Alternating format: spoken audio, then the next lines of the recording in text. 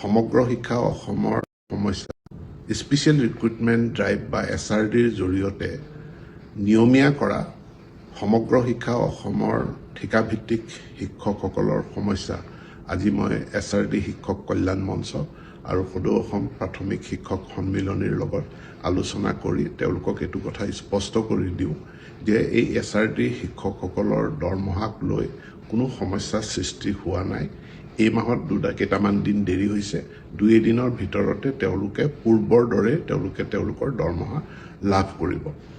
এই শিক্ষকসকলৰ পূৰ্বৰ যি ট্ৰেজাৰী ব্যৱস্থা আছিল, আমাৰ বৰ্তমান কিছু বিত্তীয় সংস্কাৰ সাধন হৈ থকা কাৰণে ইয়াৰ কিছু সংস্কাৰ হৈছে আৰু সেই সংস্কাৰৰ ফলস্বৰূপে এই বিলম্বখিনি ঘটিছে।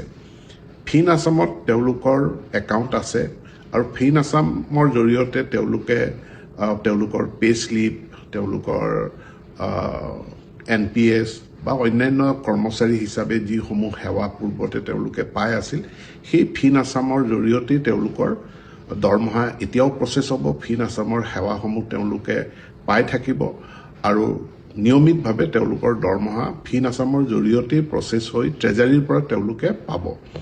এতিয়া কোনটো ট্ৰেজাৰীৰ পৰা পাব, গোটেই ট্ৰেজাৰী ব্যৱস্থাটোৰ এটা সংস্কাৰ ইতিমধ্যে অসমত হৈ আছে। গতিকে পূৰ্বে তেওঁলোকে নিজৰ জিলাৰ ট্ৰেজাৰীৰ পৰা তেওঁলোকে দৰমহা পাইছিল আৰু এতিয়া এই মাহত তেওঁলোকে দিছপুৰ ট্ৰেজাৰীৰ পৰা তেওঁলোকৰ একাউণ্টত পাব। দৰমহা আমাৰ নিয়মীয়া যিমান কৰ্মচাৰী আছে, সেই কৰ্মচাৰীসকলে যিটো হেডৰ পৰা দৰমহা পায় বা এতিয়া তেওঁলোকে পাই আছিলে, সেই হেডৰ কোনো পৰিৱৰ্তন নহয়।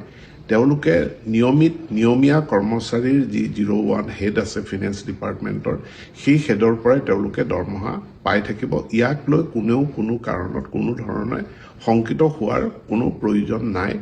সমগ্ৰ শিক্ষাত তেওঁলোকে তেওঁলোকৰ সেৱাৰ জীৱন সমাপ্ত কৰি অসম চৰকাৰৰ নিয়মীয়া কৰ্মচাৰী হিচাপে চাকৰিত যোগদান কৰিছে আৰু নিয়মীয়া কৰ্মচাৰী হিচাপে পাবলগীয়া সকলো বিধি ব্যৱস্থা সেৱা তেওঁলোকে যেনেধৰণে পাব লাগে তেনেধৰণে তেওঁলোকে পাই আছিল আৰু ভৱিষ্যতলৈও পাই থাকিব। ইয়াত কোনো শংকাৰ কোনো কাৰণ নাই।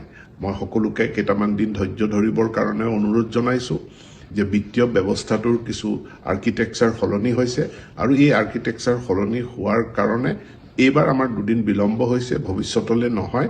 আৰু পূৰ্বৰ দৰে তেওঁলোকে ফিন আছামত আছে, ফিন আছামৰ পৰাই ফিন আছামৰ সেৱাসমূহ লাভ কৰিব। ফিন আছামতে তেওঁলোকৰ